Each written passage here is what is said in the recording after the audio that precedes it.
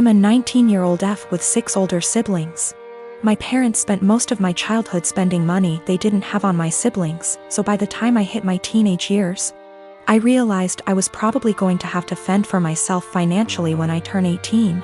I started babysitting and doing odd jobs around my neighborhood when I was 14, and eventually got part-time jobs during the school year. By the time I was 16, I was working 3 jobs in the summer and 2 in addition to school. When my parents told me they couldn't pay for college, I'd already earned enough, along with scholarships, to be able to put myself through college and have plenty left over. I've continued to work during the school year, and have been able to make money during quarantine by tutoring online. The issue began a few months ago, when my eldest sister got married.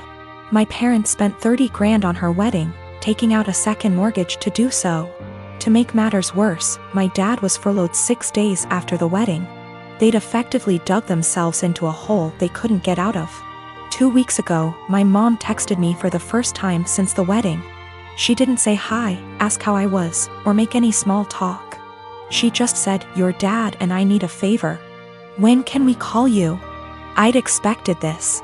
None of my elder siblings are doing well financially, and they've exhausted all other loan options, both from family and the bank. I figured they would text me, ask me to loan them a few thousand, and promise to pay it back when they could figure things out. I was absolutely willing to pitch in a few thousand, and had even considered giving them some of my tutoring jobs so they could make some extra cash. I was not, however, expecting them to demand I give them all the money, close to $40,000. I'd made from the ages of 14 to 18. The exact statement my mom had made was, "You made that money under our roof. We were the ones who allowed you to work, so you only have it because of us anyway. We bought you food and clothes for 18 years. That money is only a fraction of what you owe us," and so on.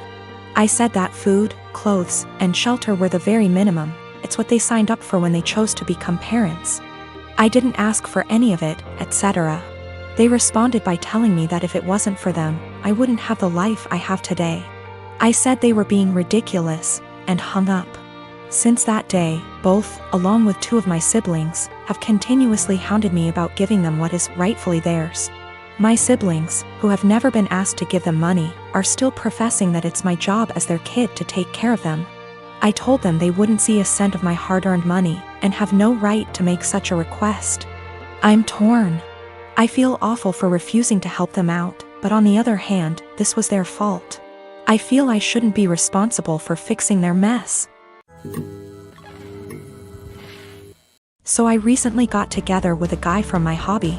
He asked me out first, and I had some doubts that we'd work together as a couple because of the age difference. He's 35 and I'm 22. So, in my apartment, since it's an old house that was originally a single-family house, there isn't much soundproofing. And the floors creak when people move. I've gotten used to the sound of the guy upstairs getting up at 4 a.m. since he starts work at 5. And the sound of the girls in the apartments to either side of mine watching telenovelas till midnight, taking work calls all day and having friends over on weekend nights. I know when I play music or have friends over, some of the sound leaks through the walls. So I'd never get upset about hearing my neighbors because it goes both ways. So, when my boyfriend started coming over more often, he had complaints about the neighbors, which put me in an awkward place. He wanted to go speak to them or have me text them, and I said no. For example, one of the early times he stayed over, we went to bed around 10. He wanted me to ask my neighbor to turn down her TV. I said she didn't have it that loud and she turns it off at midnight anyway. At 4 a.m., he got very irritated with my upstairs neighbor getting up and cooking breakfast. I said that he would be done by 5 because that's when his shift starts. At 7 a.m., he was still trying to sleep in, and the neighbor on the other side had some work calls that he said he couldn't sleep through. I offered him earplugs and he said he couldn't sleep with them in either. He wanted me to ask her to quiet down. He had similar comments every time he heard someone else in the building just living their life, especially if it was when he was in bed. I got frustrated with my boyfriend and told him, you can't expect to date a hot young 22-year-old and not want to deal with a 22-year-old's living situation. I don't know if you realize, but this is a normal apartment for someone my age. Hell, my neighbors are pretty great. Nobody's throwing loud parties on work nights. Nobody's having screaming fights. Nobody's having babies. The hot young part was in sarcastic air quotes because those were his words, not mine.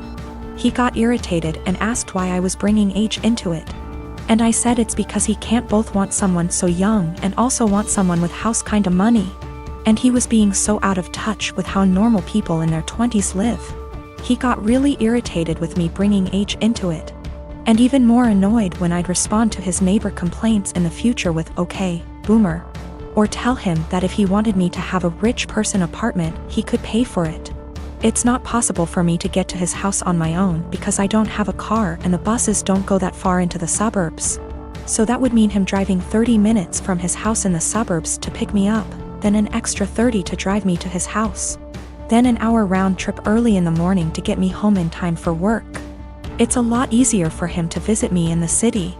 I am using boomer as a joke or a figure of speech to say acting out of touch and entitled to tell other people what to do. It is a common figure of speech to say, "Okay, boomer," to someone who is acting entitled regardless of their actual age. It's more of a mindset thing. I googled his property records for his house and he owns it with a woman who shares his last name. Holy shit. I don't know if she's his wife or ex-wife or what, but I'm out of here.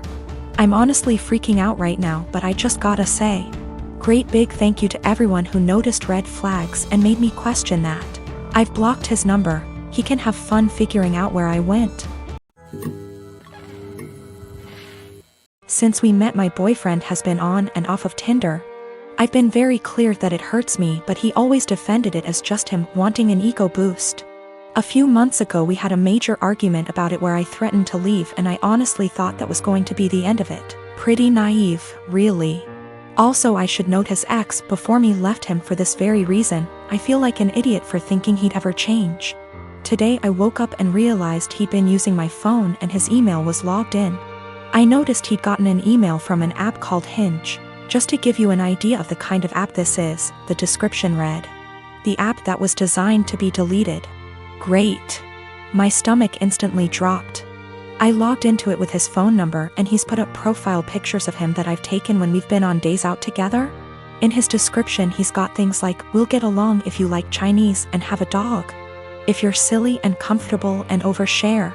He's also put in as a strict preference that he wants to be matched with Hindus / Muslims only. I'm white British. I knew something was going on yesterday but wasn't sure what. He was acting differently and it was making me so anxious. He had the nerve to tell me that I must just be hormonal? I think the worst part about it is his reaction to all of this. He heard me crying, acted concerned, and then saw me with his phone. At which point he just took it from me and went back to bed. That was about an hour ago, and the only interaction I've had with him since was him asking me to open the bathroom door. Not to see if I was okay, but because he needed to pee. I'm obviously hurt by the fact that he's on this thing, but I think I'm more shocked by his total lack of guilt or response to me being upset. I'm so angry and there's nothing I can do with it. I'm so embarrassed about the situation I don't want to tell my family / friends how he's treated me. And I can't even talk to him about it because he's refusing to address anything's wrong. He's still in bed. I don't know what to do. He's brought my self-esteem down so much that I feel like I can't be without him, but I know I can't stay in this situation. Should I even bother trying to talk to him or should I just leave? I've taken screenshots of everything and initially I was going to send them to his family but thought against it. The thing is, if I just leave there's literally zero consequences for him. He gets what he wants. He gets the freedom to go on random dates with no guilt. It just seems so unfair that I'm the one left heartbroken and he gets to party up. I got myself and my stuff together, packed it in my car and left. It felt impossible. There was a lot of stuff and I was a wreck, but I managed it in the end. Throughout the whole time, he was just in bed pretending to sleep, which made me angry more than anything. I felt like he couldn't care less. We'd been living together for 2 years, but fortunately, in September I decided to get my own student apartment. Obviously, I knew then that things weren't going well, and thank God I made that decision because now I have a place to stay. Whilst I was sat on the driveway in my car ready to leave, I got a text from him saying, "I'm not going to insult you by asking you to stay or to come back, but could you please leave the keys to the house?" I had already left them, but that last dig at me made me so mad and hurt. No apology, no. Goodbye. Just leave the keys. I guess that's my closure. I'm sad that this shit show of a relationship has come to an end, angry that it happened the way it did, but funnily enough, I'm relieved. I can do what I want now and get on top of my self-esteem issues. I'm driving down to see my mom and the rest of the family tomorrow. I haven't seen them since Christmas and I absolutely cannot wait. The anger's still there, but I'm just going to get on with things. I absolutely cannot waste any more energy on that guy. I have waited tables for the last 3 years. During my shift last night, a group of 4 women in their late 20s came in. They were a pleasure to have as customers. They ordered 4 of our house cocktails to start with and then went over the menu for their entrees. Then I was on my way back to their booth with the drinks on a tray. I walked by the back side and overheard one of them talking about how she was 14 weeks along. When I rounded back, they were talking about the same topic and it was clear to me that she was pregnant. I figured her having 1 drink wasn't a big deal. They ordered their entrees and I went off to handle other tables. About 5 minutes later, they called me over again and asked for another round. At this point I started getting concerned, but I took the order and cheerfully said I'd be right back. This time, I went to the bartender and asked him to make one of them a virgin cocktail.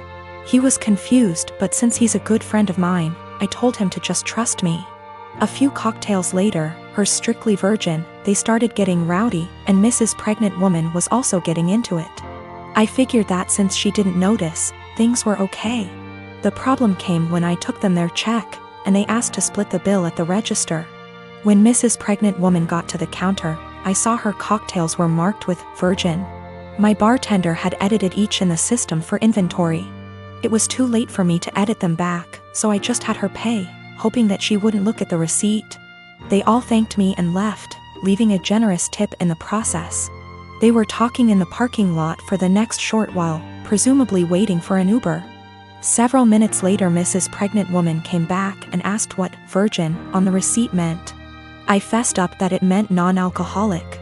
She blank stared me for a few seconds and then asked if she had ordered a non-alcoholic cocktail. I said no, but told her that I assumed she wanted one seeing as she was pregnant. It was a lame lie and I'll admit it, but she looked me in the eye and asked me to return her part of the tip. I did so. Then she talked to my manager. My manager took me into her office and literally shrieked at me until hoarse. I stood my ground and told her that I'm not going to be responsible for FAS. She told me that she was taking me off the calendar until she decided what to do with me. She also informed me that I could get the restaurant in serious trouble for discrimination. And upon examination of my state's laws, she is correct. But when I talked to my mother and father about it tonight, they told me that they understood my position. The entire staff at the restaurant is against me and I think that I'm going to call in and tell my manager that I quit. But I still feel in the right here.